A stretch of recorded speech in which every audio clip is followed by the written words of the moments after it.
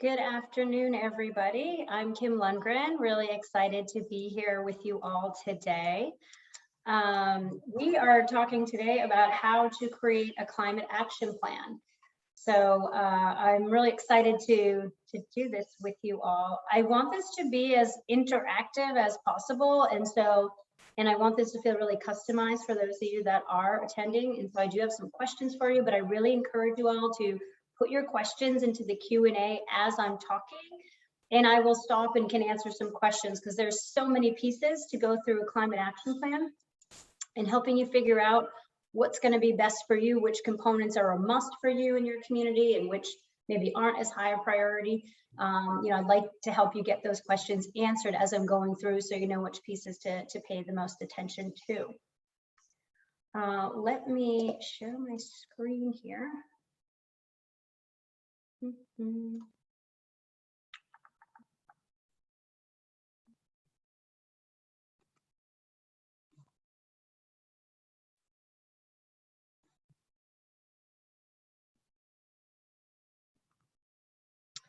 Okay, and we will get started.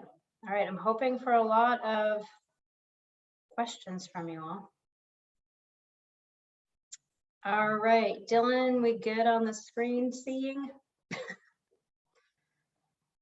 I'm guessing yes. Okay, so welcome to How to Create a Climate Action Plan as part of the 2021 Indiana Sustainability and Resilience Conference, Indiana University Sustainability and Resilience Conference, presented by the Indianapolis Airport Authority and made possible by the McKinney Family Foundation. Thank you so much to our sponsors. Okay, hold on, don't seem to be. All right, how to do this. Okay. All right, to participate today, it's recommended that you close all of your other tabs. There will be an exception. I will have you open up a browser if you have, particularly if you have multiple screens, or you can use a phone. If you have a question, please submit it in the Q&A box. So you'll notice there's both a chat and a Q&A box. The preference is for the questions to go in the Q&A box. And if you have a technical question specific about the conference, then enter those into the chat box and folks will handle those. I'll only be responding to those in the Q&A box. If at any time anyone has trouble hearing me or my audio cuts out for some reason, just let me know in the Q&A box and I can adjust and put on a headset. Okay. Well, let me start with a little bit of an introduction. As I mentioned, I'm Kim Lundgren. I've actually been working in local government climate action planning for 20 years. Actually 20 years ago this month, I wrote my first climate action plan. It was for a city just outside of Boston in Massachusetts. And yeah, I can tell you I was hired very specifically to write a climate action plan, but I definitely did not know what a climate action plan was. So taking a leap of faith there. The city also really didn't know what it was either. These are really the early days of local government climate action. And so I looked at a couple of examples that existed. There weren't many, as you can probably imagine. Burlington, Vermont had like a energy master plan that I looked at. Portland, Oregon had a climate action plan. Actually, Los Angeles did too. Of course, I was a sustainability director in a city of about 55,000, so not quite on par with those communities. But one of the best parts of having been in this space for so long is that we really have had the opportunity to see how it's evolved, both from the standpoint of folks understanding why we need to be doing this and what is going on, but also from the standpoint of really this becoming integrated into what local governments are doing on a day-to-day basis. For those of you that have been in this space for some time, you may remember that, back then we weren't actually seeing the impacts as significantly as we are today. Believe it or not, we really were not. We were not having the torrential storms. We were not having the significant droughts. It was very few and far between. And so back then, if you started to talk about adaptation to climate change, a lot of folks, particularly in the environmental community, would get upset with you and say that you were, giving up on the good fight and that we need to try to reduce emissions.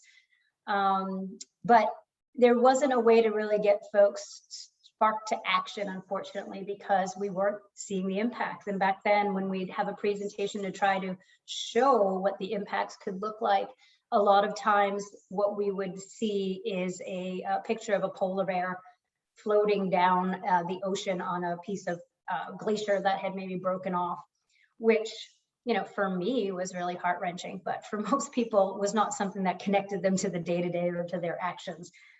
And so now, unfortunately, we have hundreds of photos of impacts happening all around the world every day. From extreme storms to flooding to droughts to heat waves, it's sea level rise. We're just seeing it over and over again. And unfortunately, sometimes humans need that kind of really pushed call to action. So I have been, like I said, doing this for 20 years. I started my own firm about 7 years ago. And we're very much focused on we are benefits corporation, we are mission driven, and really focused around our core values. And I think that's really important because in addition to the evolution of folks actually paying more attention to this, the other really exciting piece of climate action planning in the 2020s is that it allows us to also address some of the chronic stressors that are impacting our community in other ways. And so ultimately, if we're trying to create more sustainable communities, addressing climate change, we have to recognize that we're not all starting at the same place. And it is part of a climate action plan process to really think about what those chronic stressors are, whether they be financial, health, environmental, or otherwise. What are those stressors in your community that are keeping folks down and not giving them the opportunity to have the luxury of thinking about the impacts of climate change, which unfortunately, more often than not, they will be the ones most impacted by. And so it is really important that we're looking at the social, economic, infrastructure, other sides of this. This isn't just an environmental discussion anymore, which I'm sure most of you know. Okay, so diving in, I just gave you a little bit about me and you saw my business's core values up here. I would love to know who I'm talking to. So if folks can either pull out a smartphone, or if you have a second screen, you can open a browser and another window. I want you to go to menti.com and type in 67228813. I just have a couple of questions for you all there. And I'll even do it myself to make sure everything's working properly.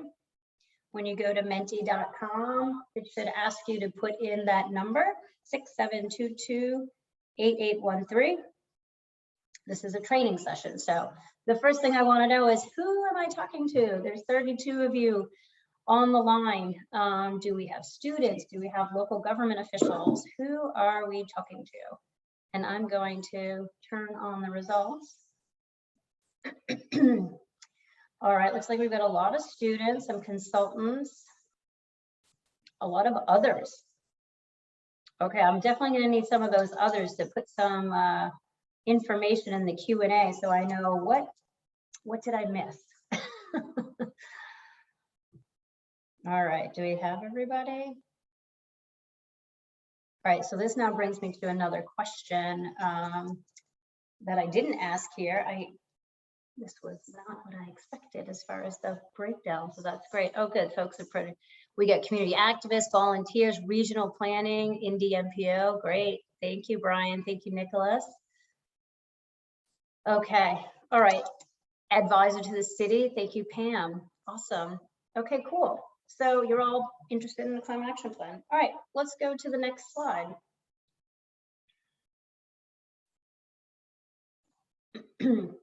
So I'd love to hear from each of you. You all get to put in one choice here. What is your #1 priority as far as learning objectives for today's session?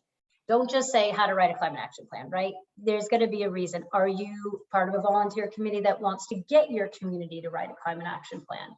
Are you wanting to write a climate action plan for your business, for your university? Give me a little bit of information, because I could literally do a session on each of the components I'm going to talk about today.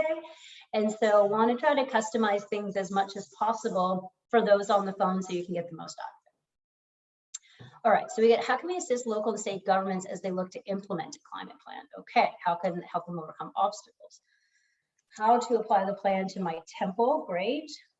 Sequential steps of creating a plan that has legs and can be approved by university leaders.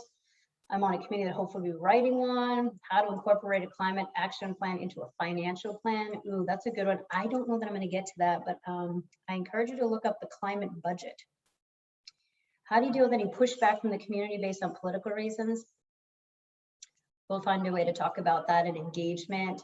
How can I engage community members, neighbors in climate action? We'll definitely talk a lot about that. Writing a plan that appeals to municipal leadership that's resistant to change. Okay, we can cover that. All right, I'm going to leave this up. Learning how to help communities reach climate goals and finding a path to reach them. We will definitely cover that. Right for businesses and communities. How to develop skills related to climate action plan to find job working. Yep. Encourage my community to develop a climate action plan and understand what one looks like.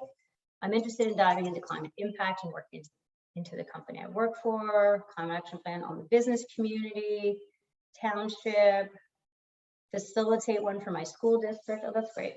Work in student government, want to push the university leadership. What exactly is a climate action plan? How can I implement a university? Great. Explore this type of career path. Okay.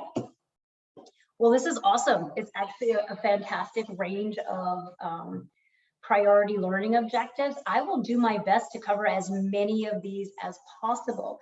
But again, I encourage you during the session, if I'm in one of the segmented areas that you think could be relevant to something you're interested in, throw up a Q&A question, because I'm happy to answer it in the middle of this, because there's, I've kind of broken up the climate action planning process into a couple different areas. And so I think it'll be helpful to answer questions as I'm talking about that, rather than just waiting till the end. We'll certainly take questions at the end as well, but I want to integrate them as much as possible. What are choices need to be made? Pro, cons, yeah, help my agency. Yeah, there's a lot. Okay, this is fantastic, and I'm going to try to keep a good eye on time, and Dylan is going to help me with that. All right, I am working off of many different slides here, so let me get back to this one. Okay. All right, thank you for participating in that. And now I'm going to start going over a few things. The climate action planning process. So there really is, just clear these so I don't think they're there. I'm just clearing the questions so that I'll know when a new one comes on. There are, of course, different ways to do this. And what I'm going to show you in this next slide should feel overwhelming. And that's because it is. This is kind of how we approach it. And I would consider this kind of like the whole enchilada. This is if you're going full throttle, doing every possible thing. Most of our communities or even our businesses don't necessarily have to do every single piece of this. But I thought it would be important to show this graphic and give you a sense of how complicated this is. You know, I think the big takeaways from this particular graphic, first off, we like to break up into 4 areas, and they each have, you know, a different level of detail to them. The plan structure is probably a bit straightforward here down at the bottom. The technical analyses, these are actually in different colors because there's so many different things going on here, but this is really that hardcore technical analysis that most often I think you'll turn to a consultant for if you don't have the experience. The communication and engagement is something that a lot of folks feel that they can maybe cover themselves, but I think that's something you need to ask yourself depending on what you're trying to accomplish, right? So for example, when I wrote the climate action plan for the city of Medford, Massachusetts, 20 years ago, I mean, nobody was talking about climate change. I did not have an engagement process. It was me. I worked with the green team within the city. I reached out to those cities I had mentioned to get some ideas. I looked at their plan, but I kind of did it in a bubble. And that is definitely not how we would be approaching it these days, right? We want everyone to have buy-in, because ultimately, whether it's the government or the business, there is always opportunities for others to be implementing part of that plan. A lot of times, particularly for local governments, the plans that they're developing are identifying actions that other entities, whether it's a state or federal government, regional entities, nonprofit partners, institutions, others are going to be responsible for implementing. And the government is just creating that framework so that everybody can work together. So it's really important that we're bringing folks together early. The other big things to note here are the overlap. All of the things that are happening, those first kind of 4 months of the process are really very labor intensive as far as like laying the groundwork. And so it really depends on, you have to ask yourself, where am I starting from? I'm assuming that a number of you participated in the greenhouse gas inventory session yesterday.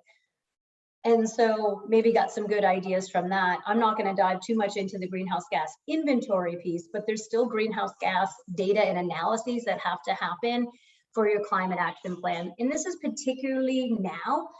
I think it's essential at this stage, 2021, that we are developing both data-driven and community-driven plans. We have to merge those two concepts, because we are now, unfortunately, at the point where we don't really have time to not focus in on those priority actions that are going to get us to that net zero number as fast as possible. We truly only have 9 years. 2030 is when we have to be showing significant reductions in order to put ourselves on a path to net zero by 2050. And I think a lot of folks maybe don't understand that, how important that is.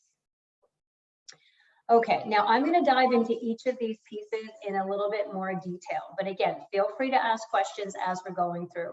What I am showing you here is about a 12-month plan development process. I would say if you're really doing a truly equitable engagement and you're having some deep analyses, it's really hard for you to get it done in less than 12 months. And that's with a consultant working with you. If you're trying to work off the backs of volunteers, you're going to most likely need more time. You will also note here that I allowed for an additional 3 months just for engagement activities after the plan is complete. It's really important to remember that the completion of your plan, that final document, all of those goals and strategies and actions, ultimately, that's your starting point. This is just leading up to that, because what really has to happen is the implementation. A climate action plan on its own does not reduce greenhouse gas emissions. I think it's really important that folks understand that. I've worked with clients in the past that just somehow feel if they could scrounge up enough money to get a consultant to help them write a climate action plan, all their problems are solved. That is not true. You need to get that plan implemented. And so therefore, you need to design and implement your climate action plan process in a way that is actionable. And we're going to talk about that, because that is essential. And that's that piece of that data-driven side with that equitable engagement.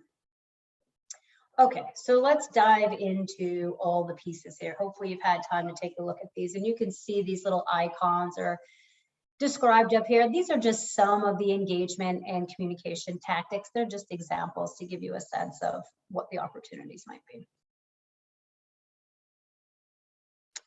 All right, let me talk a little bit about technical analysis. So when we just look at the technical analysis component of this graphic, we start with the baseline assessment. Now the baseline assessment, this is really important. If you haven't done a GHG, greenhouse gas inventory, it's essential to get that piece done. You also want to make sure that you've taken a look at the climate assessment for your region, and they exist. Every state has them, and I've got some links in here for Indiana. At a minimum, if you think about it from this perspective, climate action plans in the 2020s have to address both, not like in the 2000s when folks were giving me a hard time for even thinking about adaptation. We need to both mitigate and adapt at the same time. And our win-win strategies are those that help us do both. So we really need to understand the implications and the impacts that we're feeling and what the projections are for them moving forward. But the other things we need to be paying attention to are any existing plans, policies, commitments that your organization or community have already made. You don't want to reinvent the wheel here with this planning process. You want to build off of work that's already been done. And so as a consultant coming in, particularly if it's a community we're unfamiliar with, then that's one of the big steps we're going to do is understand, hey, you know, you have this master plan, or you already have this multimodal transportation plan. All these opportunities have been identified. How many of those have already moved forward? How many might need a little nudge to then be placed in a climate action plan to help them get going? And so we work with our clients to understand that piece. The other big piece is metrics. What data do we have that we can track? When you go through a greenhouse gas inventory process, which hopefully was covered yesterday, you're not just getting data on energy use in your buildings and in your vehicles and the waste information. You're also typically getting access to a lot more data.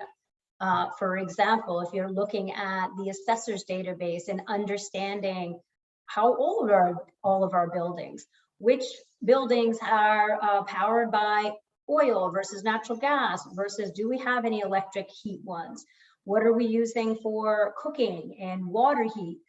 Understanding where all of those pieces are. Your assessor's database is a fantastic tool to take a look at to get some of that data you need that not only helps you understand your baseline, but it's going to help you identify actions to get to your targets. So that baseline assessment is really key. And then we dive in further. Once the inventory is done, we do a greenhouse gas pathways analysis, which I'll talk a little bit about, the climate vulnerability assessment. If you've got a good chunk of money, then maybe you can also do a cost benefits analysis. And then, you know, if you want a dashboard and whatnot, these are some of those pieces. So the big thing to understand on the data analysis side is, what is the data telling us? What is this information for us? I've got a couple of different examples. So here we've got, this is community-wide emissions for a town. Buildings are about half. Transportation and wastewater and water are kind of making up the rest. Not surprising, right? This is very typical for a local government, particularly one that does not own a landfill. And so it gives us an idea of, well, we need to focus on buildings and transportation. The thing that's really interesting now, and again, because of this urgency around getting to 2030, is that we kind of already know the mitigation actions that we have to take. It is pretty much the same everywhere. The adaptation actions are a little bit different. They're a little bit more customized to your particular impacts because not all parts of the country are experiencing the same climate impacts. But on the mitigation side, we really already kind of know what we have to do. And what we have to do is obviously stop burning fossil fuels, which is a major, major challenge. Let's not think this is easy. Essentially, it's about electrifying. If we can electrify our buildings, electrify our vehicles, and we can transition our electricity grid to all renewables, that should be the fastest path to emissions reductions. And particularly when we see where electric vehicles are already in the market now, it's kind of an opportunity for us to take advantage of that. It doesn't mean we don't promote getting people out of their vehicles. We absolutely still need to do that.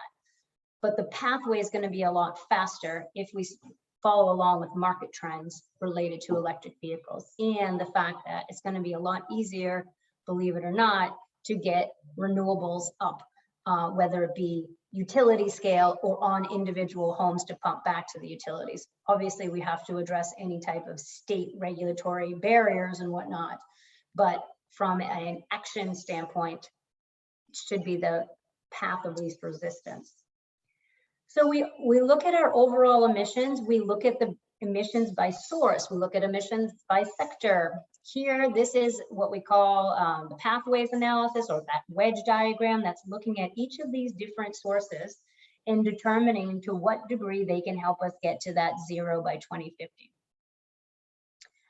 And ultimately, you know, I think the whole thing about setting targets now too has changed. Everybody knows at this point, the science is just saying we've got to get to zero by 2050. And so what does that look like by 2030? What does that look like in 2040? How do we scale that up? That's where this pathways analysis is so key. You can literally track, if we go with this kind of light green here in the middle, that is our residential on-road. So that is the on-road traffic from personal vehicles, showing it getting less and less and less as the EVs get more and more, right? And what this can then do is allow us to understand what those indicators are that we need to reach by certain benchmark years. And that will help us develop our strategies and our actions for our plan. On the adaptation side, here looking at the different changes in temperature and whatnot, but actually I should stick to the mitigation side and look here. This is some of that data that you can get from your assessor's database or other places that's really focused in on, okay, if we're looking at homes, if we have to electrify homes, let's understand how many are owner occupied versus renter occupied. There's going to be different actions that we're going to want to put forward in our plan to focus on homeowners versus those that rent or that are more like a property manager. 80% of occupied housing is more than 40 years old in this community. Well, that could be an opportunity. Perhaps it's time to do some upgrades, right? And so it's really important to start looking through this. If we see here, 20 owners control 21% of the commercial square footage, that's not that many folks to reach out to. If we can get a 20% improvement by reaching out to those folks, that's a very targeted outreach action that you might want to consider, right? So there's a lot of ways of looking at your data to figure out what that pathway needs to be. And it's not just, you don't want your plan, the actions in your plan to be electrify buildings. Like, okay, yeah, we need to do that. That needs to be what we do, but how do we do it? In 2021, because we know what we need to do, we need to use this data to help us understand how we do it in our community. What is going to be the most effective way here? That's what this is about. And that's why a lot of times you do want a consultant support to go through this. But once you start understanding what the data is telling you, it's easy to start working through. Okay, I'm not going to dive into too much of these things, but ultimately these are the kinds of things that we do is we look at your inventory, we understand the business as usual, we look this tracking of what's net zero really look like. Are there conventional techniques versus carbon removal technologies that are further along? And just understanding the various performance indicators, understanding how we're tracking change. That builds into our greenhouse gas scenario planning like I was showing you. So we have our inventory, then we do the business as usual forecast. So if nothing changes, this is where we're headed. Then this dotted line is saying where we need to get to start reducing down to that net zero by 2050. And that's where we build in the various scenarios to understand, okay, what does each wedge look like? And that allows us to get to these specific indicator implementation targets for you. So we're saying, okay, by 2023, which is essentially tomorrow, this community needs to electrify 11,000 homes. How are we going to do that? That is going to be really, really hard. And what I want to stress here is that I know a lot of us in the environmental community want to see folks hit more aggressive targets. We want you to get to zero before 2050. That's not going to be easy. That is really not going to be easy given where we're at this stage. Doesn't mean we give up on it, but you need to acknowledge that just getting 11,158 new homes retrofit by 2023, we still have 55,000 to get 2 years later, right? So there's just a lot that needs to happen depending on what your scale is. On the impacts side, I noted here, Purdue has the Indiana Climate Assessment. They have a great website. You can click on any of these tiles and get an understanding of what are the impacts anticipated here in Indiana. And that's going to be important as you're thinking about that, trying to identify your goals, strategies, and actions for your plan. Again, this is all part of that baseline information to help us know the context of where we're starting from so that we know how to get to where we want to go. If you have the money or if you've already done it, a climate vulnerability assessment is a great additional baseline piece so that you're diving in a little bit more detail on the risk and vulnerability. So understanding climate exposure, sensitivity, and adaptive capacity of the various assets in your community. Again, this is often something that is done with a consultant, but it does give you additional opportunities to identify actions for your plan that are going to get you where you need to. Because if we're only reducing emissions and we're not paying attention to enhancing our resilience to climate change, then we're definitely missing a piece of the puzzle.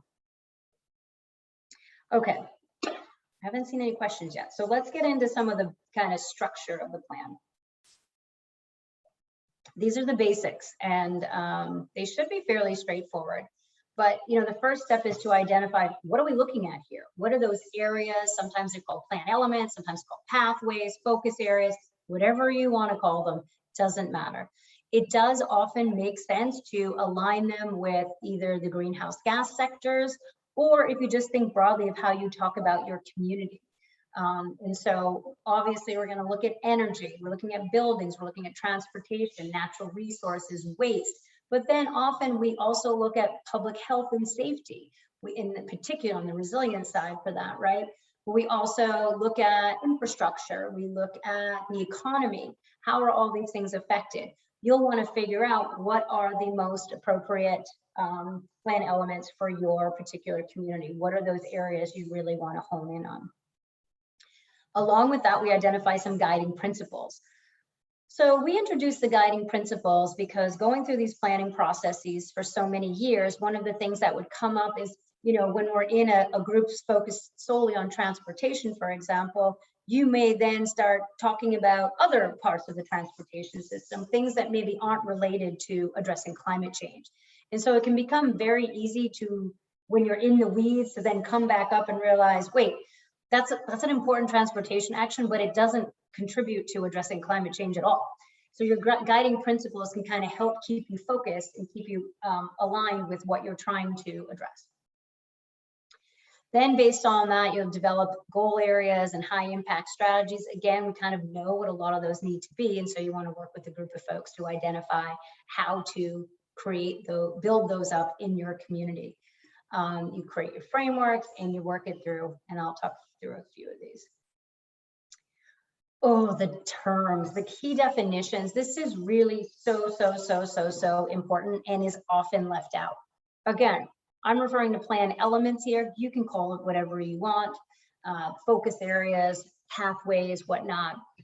But getting the terms that you are using down in defining them is essential, because a lot of times we'll go to a community and we'll talk about goals. We'll ask, what goals should we have for buildings and energy? And people will say, we absolutely need to install heat pumps. Well, that is an amazing action, right? Installing heat pumps isn't a goal. It's an action that we want to take. And so utilizing this as an example, again, you can create the definitions you want, but you have to make sure you're staying consistent with what they are, because it's really easy for folks to get confused. And particularly another area that gets confusing is a goal versus a target. So your greenhouse gas reduction goal, which we sometimes call a goal, is really a target. We are trying to reduce our emissions 100% by 2050 or 50% by 2030, whatever that is. But you will probably also want to establish goals in each of the plan element areas.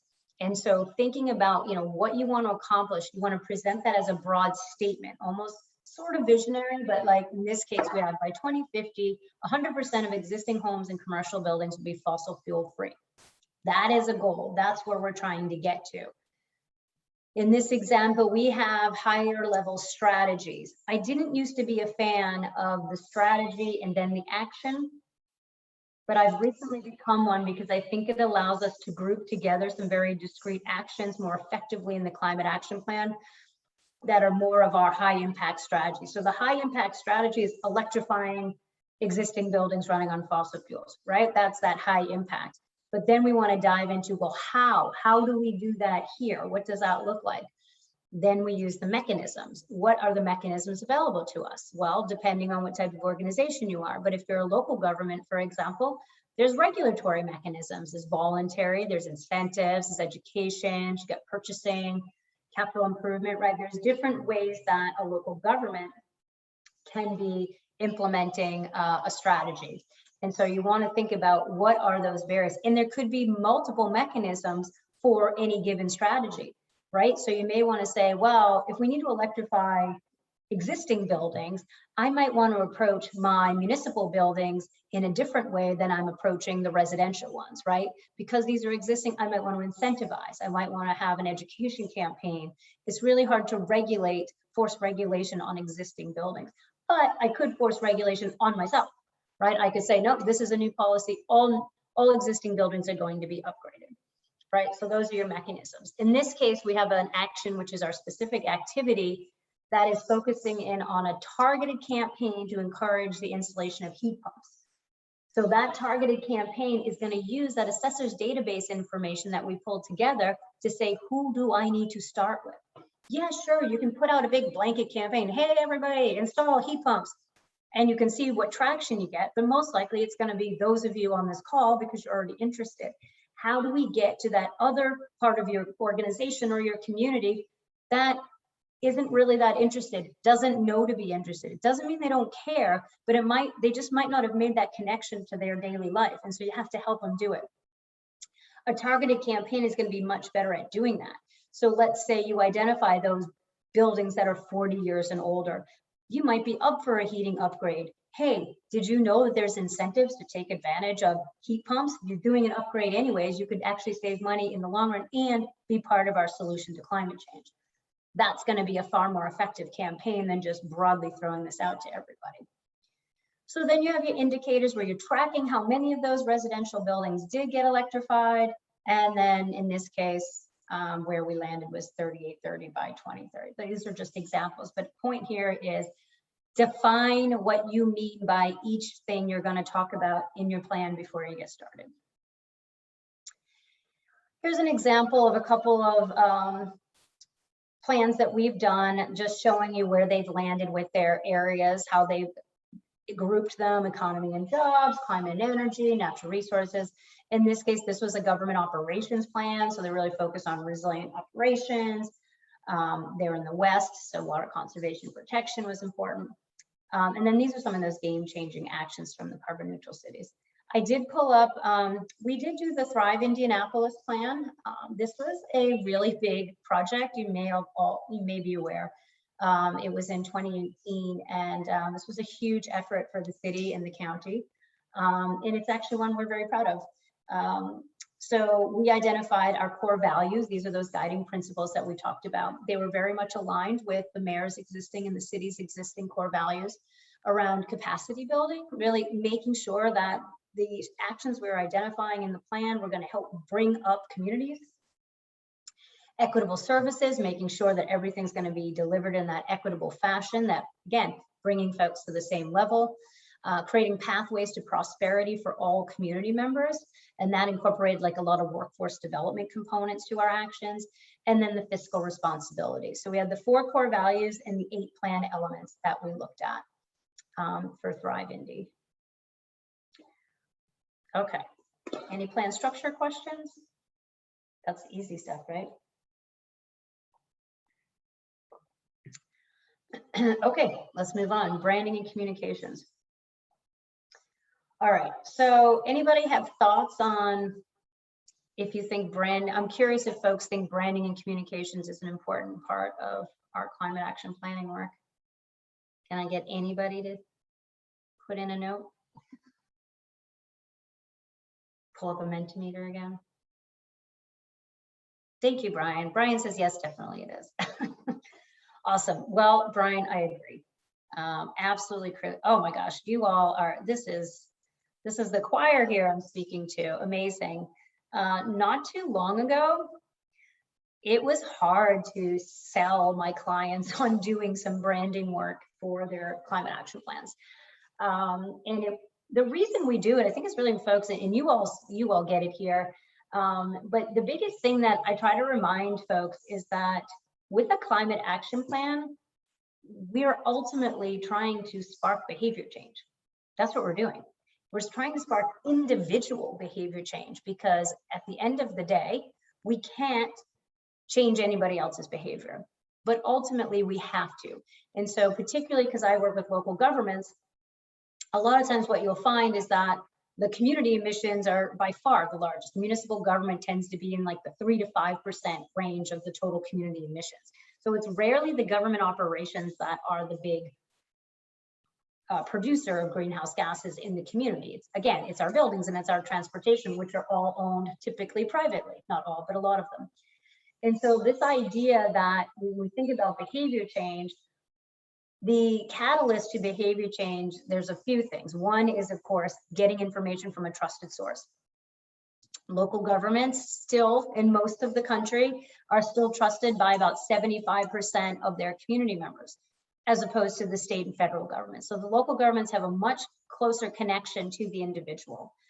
The other pieces are about constant messaging, right? So government can keep putting out messaging. We know how to reach individuals. We have their addresses, we know where they are.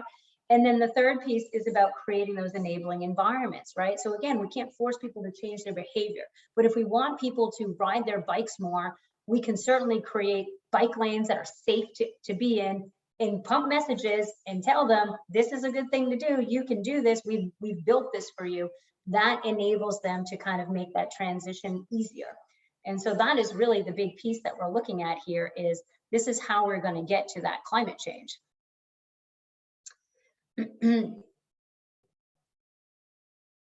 Thanks, Dylan. I'll get to that in a sec. So I do break out communication as a very particular and important piece of the climate action planning process. And then notice it's not just branding. Branding is a big part of this. Branding is where we start. But let's be very clear. Branding is not your logo. Your brand is represented by your logo. The logo is the visual identity for your brand.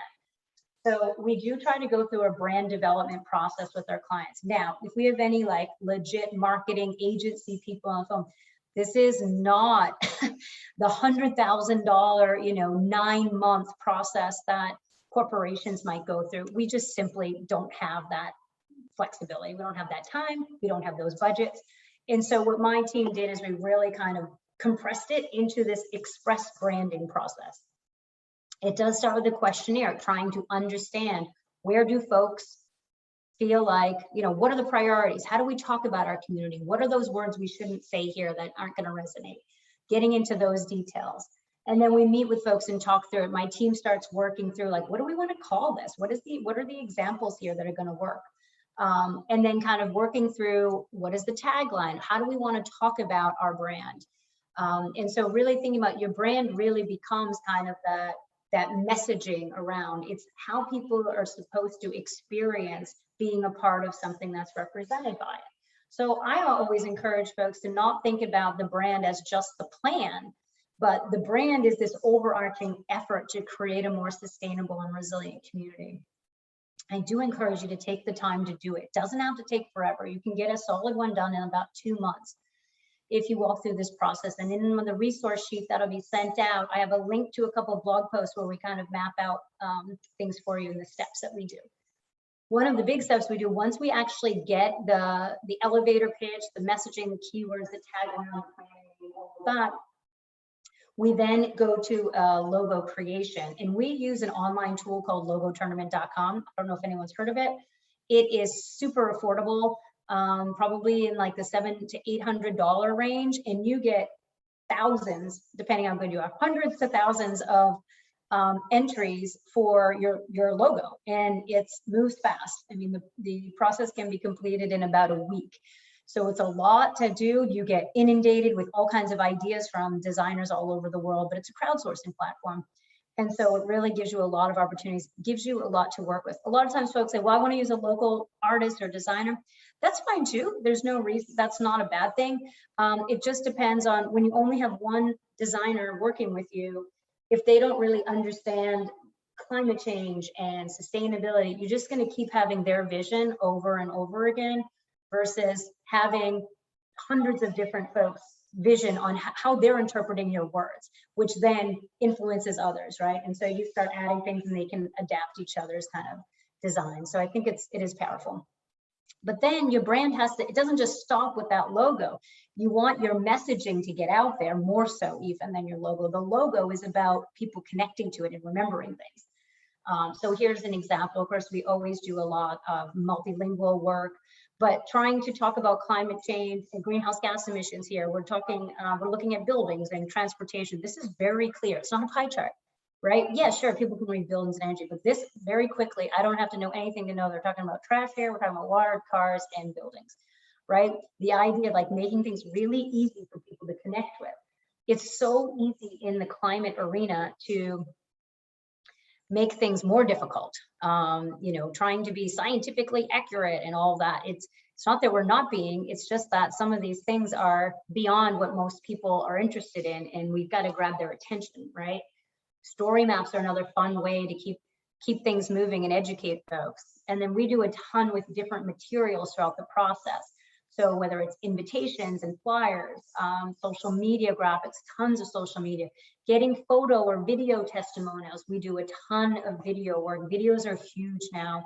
Most people are going to look, especially on social, they're going to click on a video far more often than just an image, right? And there's been studies that show that people remember things that come from a video 22 times more than if it's just text. So I think that this is important if we're trying, again, to change behavior, and not just the people who are on board, the choir, all of us. We don't need this. We're doing this stuff. It's getting to the rest of our organizations and our communities, right? And so you've got to think about that. 99% of the time, you are not going to be the audience for the communications effort of your climate action plan because you're already doing it, right? We got to get to those who aren't and who would be willing to.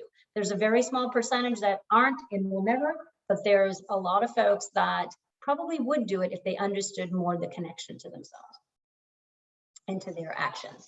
Okay, I could definitely talk about branding and communication all day long, but I'm going to keep us moving here.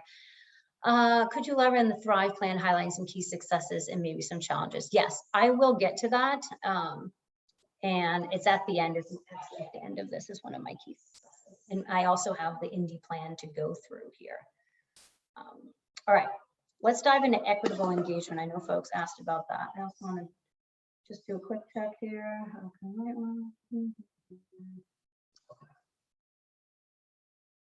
So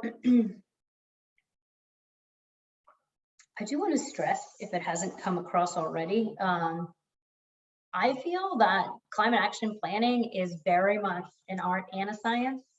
There's all that data to it that is so important. That's the science part, but it is the communications and the engagement work is that more artsy, creative side. And there's not a one size fits all for this. I noted earlier, we know what the mitigation strategies are. Yes, we do, but they have to resonate in how we are presenting them, has to resonate with everyone in the community. And so that's where some of the creativity comes in, and it's not just a strict pathway to follow. It's, okay, here's an area we want to stay within. How can we adapt to the needs of our community members? On the engagement side, we absolutely want to start with developing that equitable engagement and communication strategy. What is our plan to find people? Who are the audiences that haven't been part of these conversations that need to? A lot of times we tend to look to those that I mentioned earlier that maybe are struggling with chronic stressors that don't afford them the opportunity or the luxury to think about the impacts of climate change. Maybe, I'm a single mom working 3 jobs. I'm just trying to put food on the table. The problem is, as we all know, that single mom and her family could be the most at risk of impacts depending on where they live. If they don't live in an area, say, that has a lot of street trees, urban heat, maybe they don't have air conditioning when we're getting those hot temperatures. So how can we connect with so that we can protect and be involved, have everyone involved in our process? They have to first understand why it matters to them. And so here's just different types of examples of activities that could happen, but it all stems from the development of this communications and engagement strategy. And stakeholder mapping. This is something I think is important to do. So for stakeholder mapping, you may want to identify target audiences. who are those groups of folks that we need to connect to?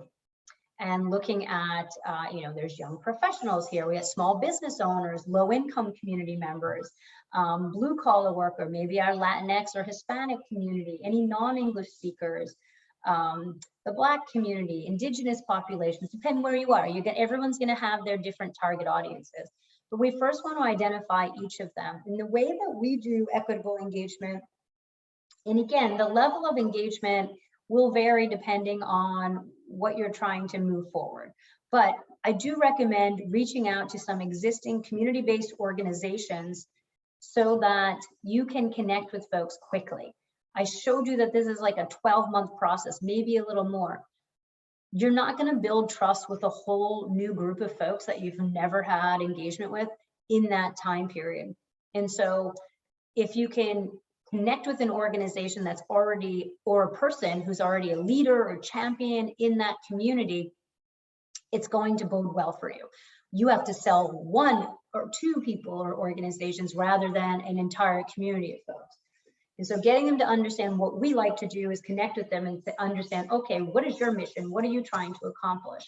And then help them make that connection to climate change and why it's so important that even though they think this isn't their issue, it actually is. Because I mean, most of these organizations, whatever it is they do, will most likely be exacerbated by climate change, right? So it's unfortunately not that hard to make these connections, also fortunately. So we can connect with those folks. If you're in a position to do so, us as a consultant team, we always do this. We pay anybody who is working with us from a CBO, community-based organization, or individuals, and we'll talk about that in a second. So once we get organizations saying, yeah, I'll be happy, I want to be part of this, I want my community to understand how climate change relates to them, I think it's really important. So we bring them in, we do a training with them, we help them make those connections. They help us think about how to message it to their audience. They put together an elevator pitch. We talk about what can they do as far as engagement. Can they convene a group of people that we could then train or present to? Or can they pump information out on social? Can they pump out our surveys on their newsletters? What are the different opportunities we have to leverage this organization to reach one or multiple of these target audiences? And then we go through and everyone implements it and we're evaluating and they're getting paid for taking these actions. Oh, these slides are out of order. Okay, that's all right. This is the stakeholder mapping piece. So when you're thinking about setting up like a climate action advisory committee, for example, there are gonna be some folks that in your community that already have some technical know-how, right? And we want them to be part of this discussion. Some of them may also just be representing important groups that have say here. You need to determine like who is going to be that main audience, and then in what way do we want to engage with them? And you're going to want to base that both on who they're representing. Typically, your advisory committee, whatever you want to call it, is a group of individuals representing organizations. It's rarely an individual representing themselves, right? Especially if you're doing a plan for an entire community. You need to have organizations represented. So you probably have your electricity utility, natural gas utility. You would have any colleges or universities in your community. You'd have regional partners, state agencies, transportation authorities, right? You'd have organizations that maybe represent the public health side. Think about your plan elements. You want folks who are going to represent the economy and jobs. You want folks representing underserved communities. Thinking about all this goes all the way back to our plan structure, connecting it to, these are the things we need to cover. We need organizations that cover that. And you do want to make sure as much as possible that you're creating an inclusive and equitable advisory committee as well. You want that to be reflected in the people representing the organizations. This is just a sample of like what some meetings could look like. And understanding the keys to success when you're doing it. This is actually from our Thrive Indy process, and I'll talk more about that in a sec. But ultimately, you're going to go through the process, and the advisory committee is just that. They are advising the process.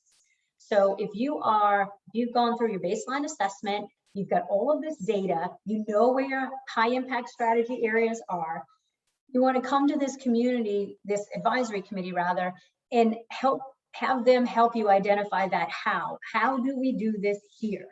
What are the barriers? What are the opportunities? What are the equity considerations to moving this forward? And again, those high-level strategies are, you know, getting people out of their cars, electrifying the transportation system, electrifying our homes, going to zero waste.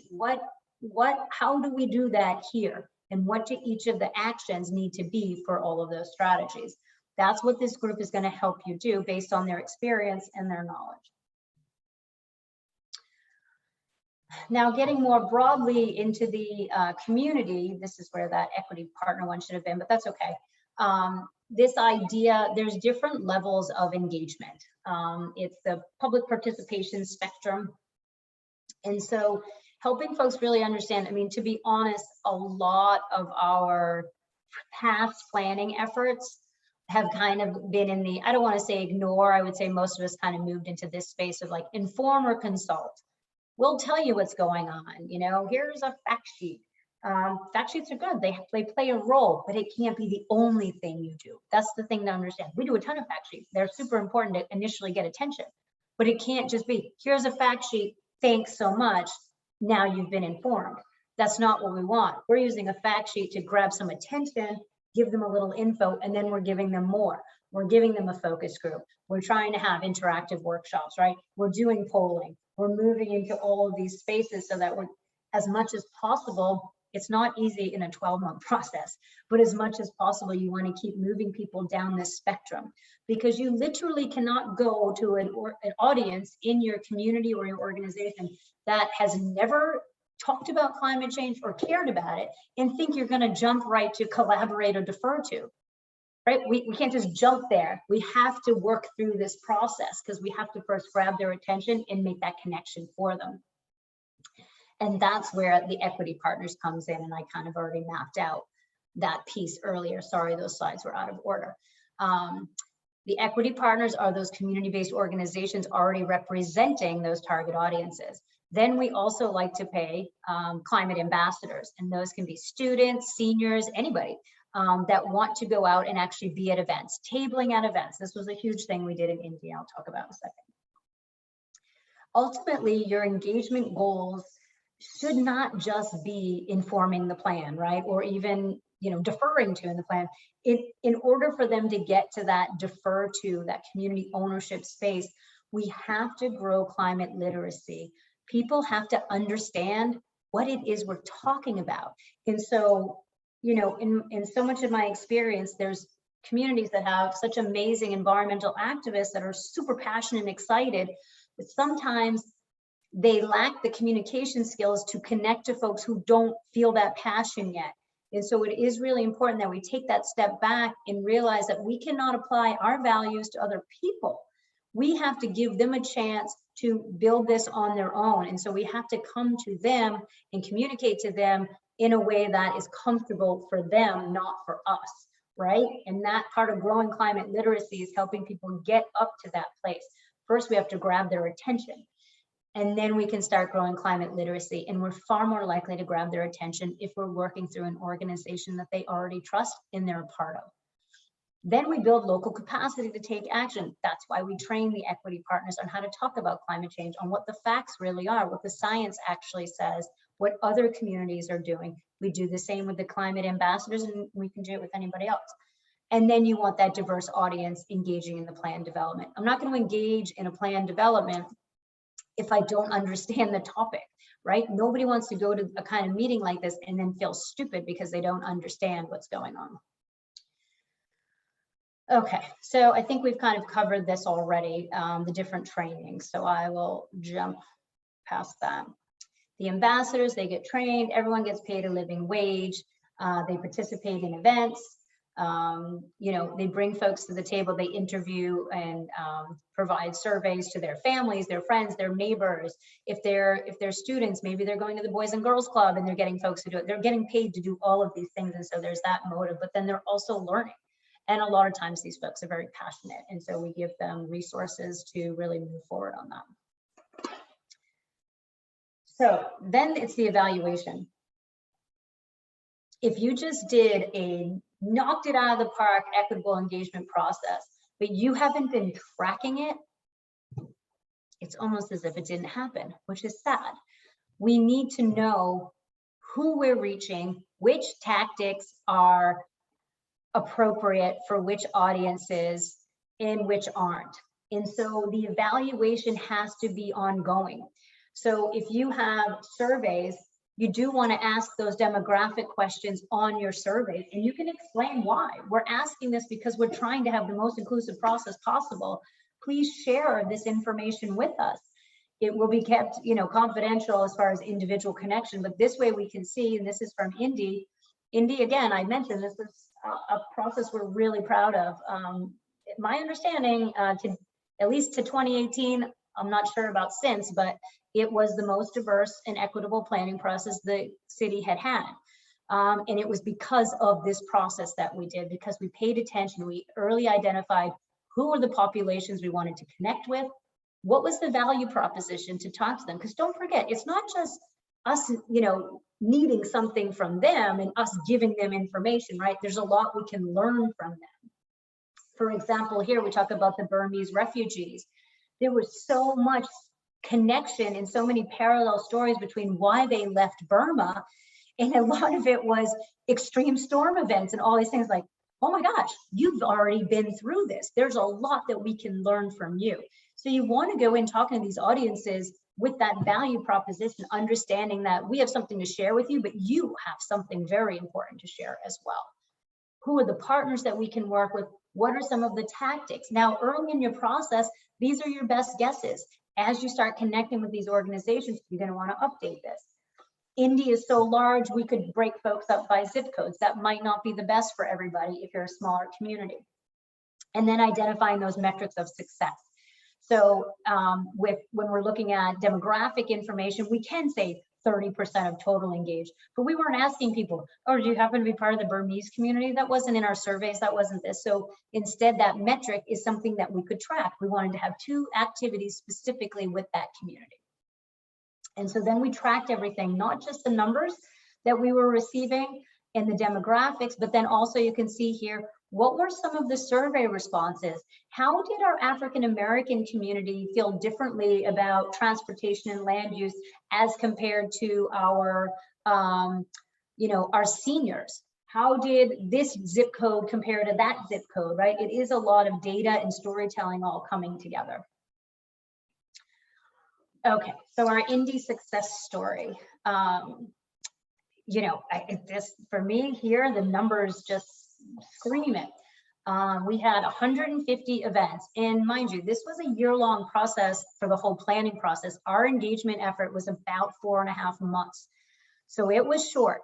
But working with our equity partners and our ambassadors on the ground and having specific Thrive Indianapolis events, but most of the events were other events. I think that's a really, really important thing, right? Because again, the choir, all of you, you're already here. I don't need to have a big special event. We can have something for you, but it can be a real focused one and easy for you to get to. If we're trying to get to another audience, we're better off going to an event they're already at, right? Rather than trying to spend all our time and effort getting to our event. And so we had a reach of 265,000, and that includes, all of our events, activities, the surveys, as well as social media, all of that outreach that we had. And it was amazing. You could see here the race ethnicity breakdown is far more aligned to what the community is. The top zip codes there are some of our most diverse, and then really nice age distribution as well. We just had a lot of really great input here. And so, I think overall, well, you know what, I'll get to the full key successes and challenges after, but it's from an equitable engagement standpoint, this was a very successful project. So pulling it all together, all right, I just threw at you a lot. Here's all the technical data that we're looking at and the framing for the plan, and then how we're communicating it out and how we're engaging people, and then meeting with an advisory committee. How does this all come together? Well, it's basically just magic, really. The idea is that we take this technical data, we bring those indicators, what we need to do, and then we work with each of the different audiences. And I noted in here, again, if it's local government, you really do need some interviews with some key local government officials.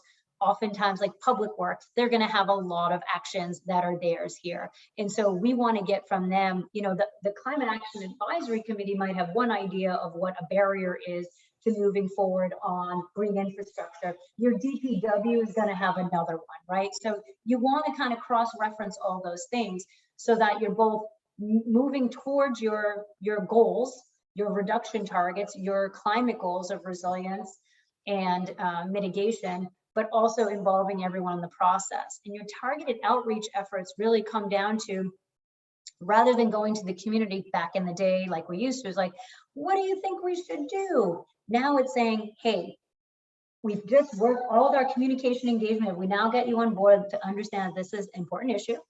So here's what we know we need to do. What does it look like for you? What are the barriers that you have to having your next vehicle be an electric car? What barriers do you have to installing a heat pump or energy conservation measures? Oh, you're a renter. What are your options there, right? That's where that targeted outreach is so key. We're really getting into the how. We want to hear what their challenges are, and not just as it relates to implementing these high impact strategies, but also other priorities that they have, that chronic stressors piece. What would prevent them from moving forward in this direction? And how can we help protect them and help them protect themselves from these impacts that are coming? So this is a lot more where all that scientific piece and that creative piece come together to really build your plan and for you to identify those opportunities that are highest priority. Ideally, if you set your process up well and designed it well, then those strategies and actions are now tweaked a bit, saying, okay, we identified these 3 barriers to, I'll just say, getting people in electric vehicles. So now what we want to do is identify, create those actions that are going to overcome those barriers. How do we get past this? What does this look like? And some of them is a targeted outreach campaign. Sometimes it's an incentive. Sometimes it's going to be advocating at the state or federal level for changes in policy and regulation. But that's what the plans need to start looking like. And I'll show you a couple examples in a second. This is really important. This just came out a couple of months ago, but like these studies have been done, and it's like, in this case, 100 plans that were adopted, only 45 are on track to meet their goals. And I'll tell you, back in the day, there were a number of us, you know, probably 100 or so cities in the US that had made commitments to reduce emissions by 2010. And I don't think anybody, I'm pretty confident none of us met that target. And it kind of just passed over, just like, oh, we didn't meet that. We don't have that luxury now. It's not 2010, it's 2021. And so we just don't have the luxury of not meeting these targets. It's too important now. Okay. Like I said, when your plan is done, that's just the beginning, right? So quickly on monitoring and reporting, this is also from the Indy plan. As I mentioned, as part of this, and you started this in the baseline assessment. So as you've been going through, working with your advisory committee, working with your stakeholders, your municipal folks, your community members, you've been identifying, where do we need to get to? Where's the data? What's the baseline year? What is our target? You're gonna want this 2025 target for any of these metrics that align with the GHG reductions. You're going to want to make sure this is aligning with that. That's where your pathway analysis comes in and gives you a sense of what these numbers need to be. And then we have a dashboard that folks pump it on. What I like about the dashboard, it doesn't have to be our dashboard, it could be any type of website, but really do think about having your plan not just be a PDF that sits on a website, like, oh, I click on a PDF and I scroll through it. What this does is it breaks your PDF up into those bite-sized chunks that are more aligned with how people consume information these days, right? No one's going to read your whole plan. I hate to say it. You know how many plans I write? No one's going to read your whole plan. There's a few people, but the majority of people are not going to read it. So pull out those most important pieces for them, pump them out onto social, put them on a website, put them on a fact sheet so that they can check it out at their leisure. Or, you know, do an editorial calendar, if you will, and say, okay, we have 6 plan elements. We're going to, every other month, we're going to pump out another one. So over the course of the next year, everyone's learning about what this plan element is, what we're trying to accomplish with this, and what they can do to be part of the solution. That's always the key. Anytime you're communicating to the public, never miss an opportunity to give them a call to action. Otherwise, it was just a waste. Informing people is useless. You might have excited someone, and even if only one person takes action, it's worth it. Because literally, the best climate action plan is the one that's implemented, period. Doesn't matter if it's pretty, doesn't matter if it's not. The plan that I developed in Medford 20 years ago is hideous. It wasn't designed, it was, and I told you, I made it in a bubble, but guess what? 85% of that plan has been implemented by the city. So in some respects, it is a success.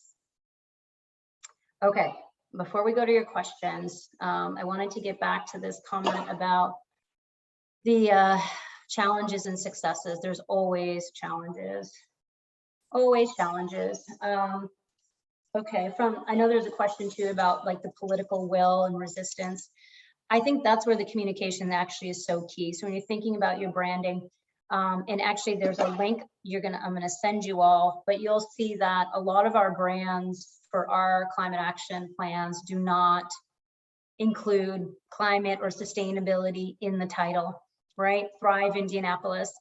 It doesn't say resilient Indianapolis, doesn't say sustainable Indianapolis, it says Thrive Indianapolis. Thrive is a word that everyone can get around. They know what it means, it's a positive feeling.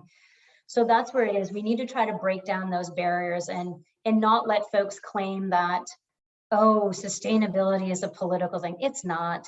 It's not. I have worked with both sides of the aisle for years, and particularly at the local level, it's really not. When you're at the local level, your priority needs to be your community. So I think that's a big way to look at it. The other way we break things up is by using the plan elements.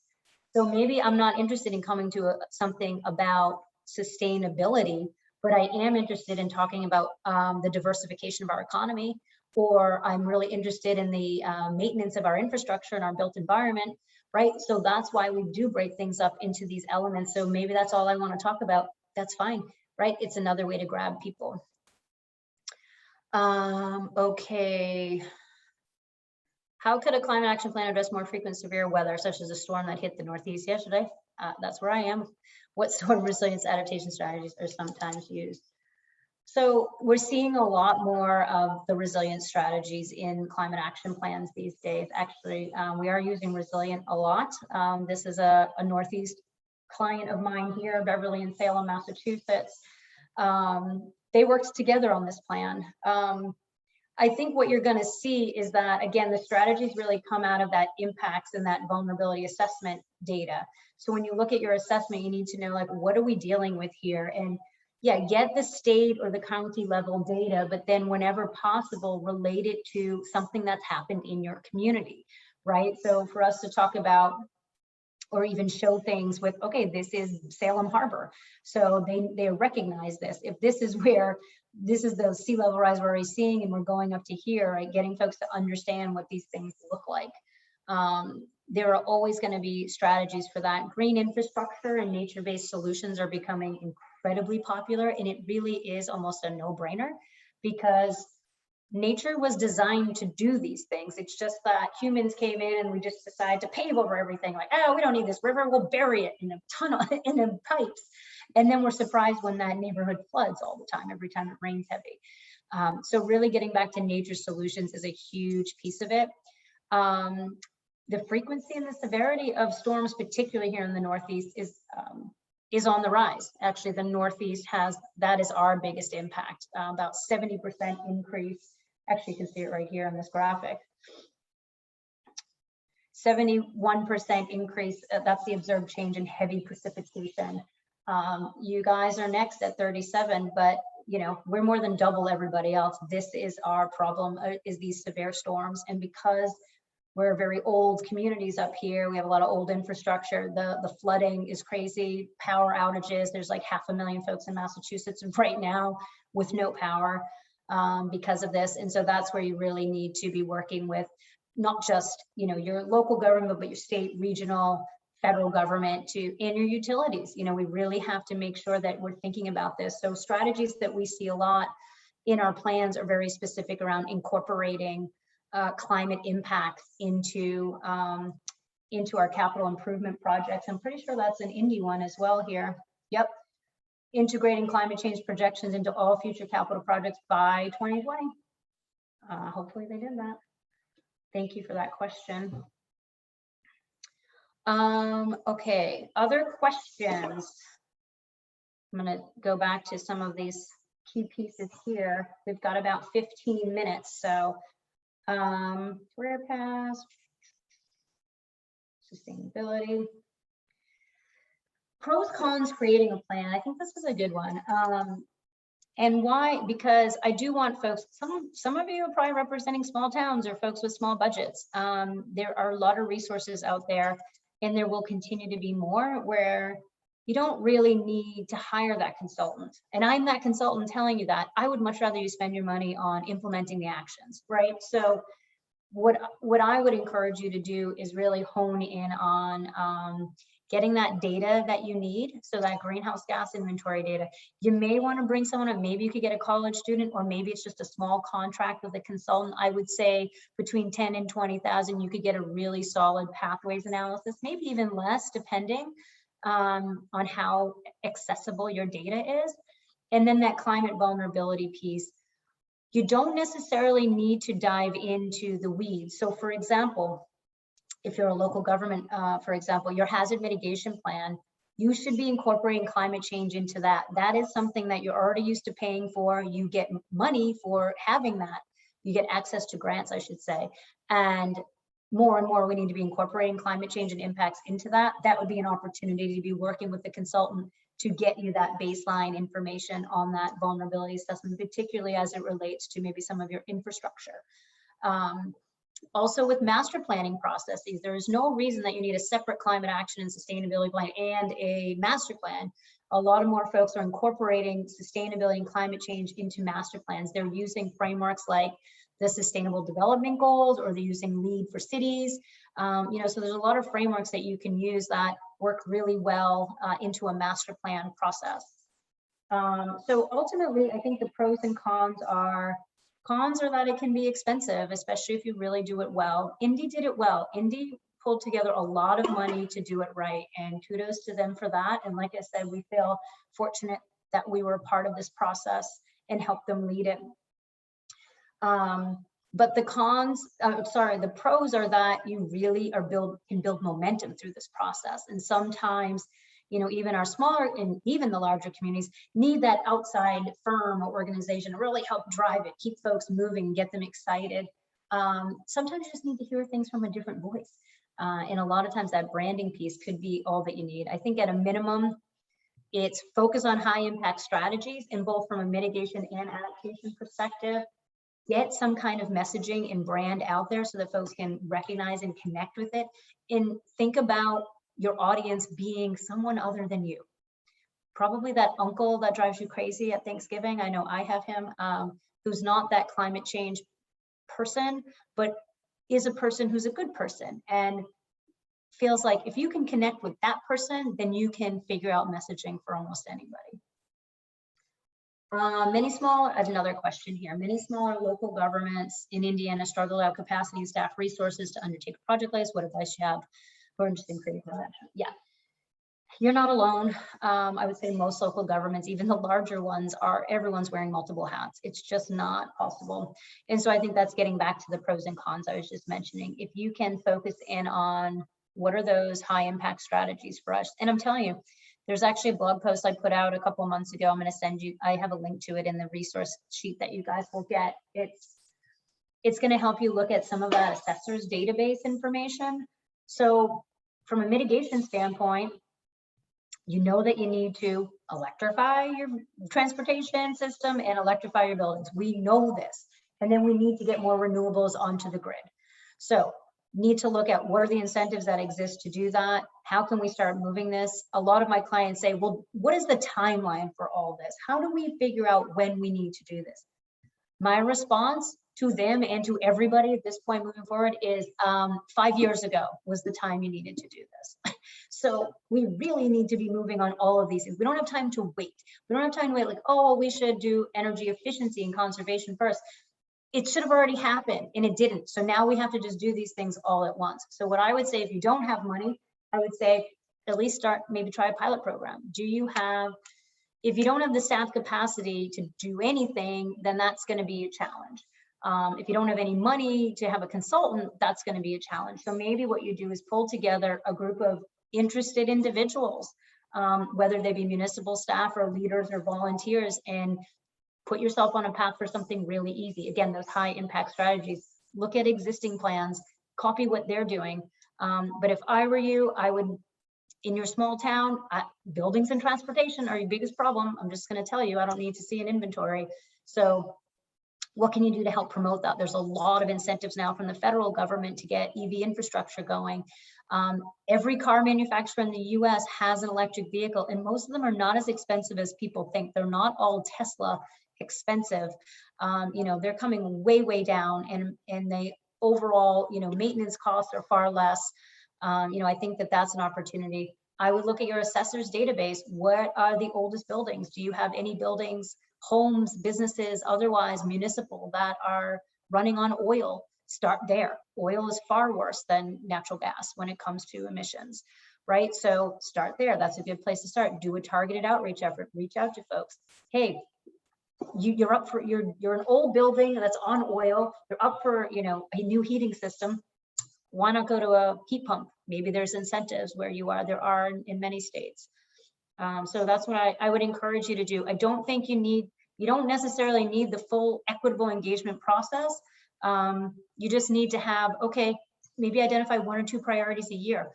I think the biggest thing is just start doing something. Just start doing something. We don't really have time to keep waiting and planning and thinking about it. It all kind of needs to happen yesterday. So now is the time. Are there other questions?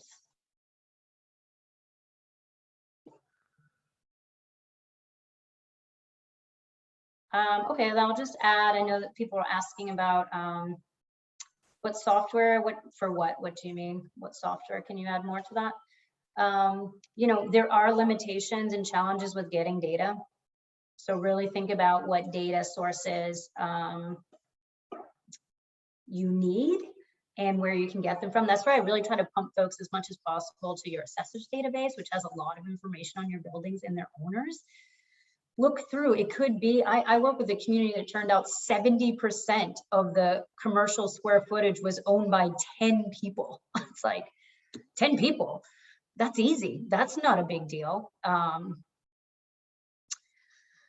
You know, think about it from that perspective. Don't let the fact that you haven't set a big roadmap stop you from taking actions that move the needle, right? Even if it's starting a food waste compost program just in your building, in your office. You know, I think there's a lot of ways just to get things going. People need to see others doing these things to take action. What software do I use for designing and data management slides and projects? We tend to use InDesign for our design work. We place a very high emphasis on communications, as you can see. Indy, again, is one of my proudest plans, processes, but also the design. This is a 90-page document, but maybe I'm biased, but I feel like it's an easy read. We were really focused on a general audience here, and so worked really closely with our designers to deliver that, something that folks really pick up and read and understand. We also provide a lot of definitions when we're using terms that are new. As far as data management, honestly, there's a number of different tools out there, but a lot of them for GHGs tend to be black boxes, and I don't like that for my clients. And then also, if the tool or the organization goes away, where is your data? So we just use old school Excel databases for our inventories. We make them nice and clean. We put a lot of links in them, a ton of instruction, but Excel will get you where you need to. You just have to keep it updated, but it's far less likely to get lost. And I do think it's important that whatever your organization, that you own and have full access to your data at all times. Some consultants come in like, we've got a proprietary tool. Give me a break. They're all Excel spreadsheets. They're not proprietary. Let's get over it. We're all trying to solve a climate crisis. We can't be getting hung up on a greenhouse gas inventory proprietary tool that then somehow you never see that black box of how everything's being created. I don't think that's the way to go. Oh, thank you, Leslie. A dedicated sustainability office for a city. How important is that? It's not. I know a lot of folks just keep pushing for that, but think about that. That could be anywhere from $50,000 to $150,000. That's your plan. That's your plan right there. It depends on your community. You know, I was one. I'm not saying they're bad, but I just think that ultimately the goal of a sustainability office is to get every other department to be thinking about and incorporating sustainability into their actions. You know, why not spend that money, get a consultant to develop you a solid roadmap, bring everybody to the table from the beginning, and then assign them all pieces. One of the quick things I didn't get to show you, and I know we only have 4 minutes left, I'm going to try to pull it up really quick. Give me 1 second. But getting to this point about having actionable, actually I have it up, having actionable plans is so key. And Indy was good, but we've even taken our action planning to another level now, and we developed these implementation blueprints. Let's see if I have them in Beverly Zone. I think they're in appendices. Oh God, of course not, Devins. So the implementation blueprints are where we dive into the weeds of your, how do we do this? How do we do this right now? So rather than just having these lists of, okay, we need to redevelop Vicksburg Square zoning, it gets more into how we're going to do that. And so here's that example. So this is a template you can also get. Actually, it's going to be next month's newsletter. So if anyone is signed up on my website, kimlundgrenassociates.com, next month, November, we're going to be putting out the implementation blueprint one. But this is all that you need, really. It's like identify what those actions are and then tell yourselves how to do it. Okay, what is it? What is the description? Who's championing this? You know, what's the time frame? You can also have costs in here. Who are the partners? These are each of the steps. What is that step-by-step thing that I need to do to get this done? So it doesn't just sit on a shelf. It should be that at the end of the planning process, you rip out these blueprints and you hand them to the champions and say, here you go. This is what you're doing for the next 3 years, implementing all these things. And you can add whatever pieces you want. We like to put in funding resources. Maybe there's technicals. Always think of equity considerations and how you're going to educate. Could be links to other plans. But the biggest pieces are who's the champion, what are the steps, and when are you getting this done? Taking the extra time in your planning process to get through this is going to be key to moving on, it being actionable. And bringing everybody to the table is the key to getting that ownership and implementation, because it's rarely the organization, especially if it's a government, it's really going to be the city or the county or the town that is in charge of all of these actions. It's going to be everybody's effort. It's a shared effort. So, well, I really wish I could have seen all your faces, but it was so great to be here with you all. You know, certainly love working with Indiana and all you folks. You know, happy to provide more resources. We do have a resource document, like I mentioned, we'll be sending over as, I think the slides maybe too, Dylan. But, you know, you can find me at kimlundgrenassociates.com. If you have any more questions, always happy to answer them. I hope you all enjoy the rest of the conference. And I wish you a ton of luck with moving your climate action planning work forward. Thank you so much, Kim. And yeah, we can definitely share those slides along if people request them. We're just going to ask you all now to move back over to Remo for the networking session. So thanks for attending this breakout session. Thank you.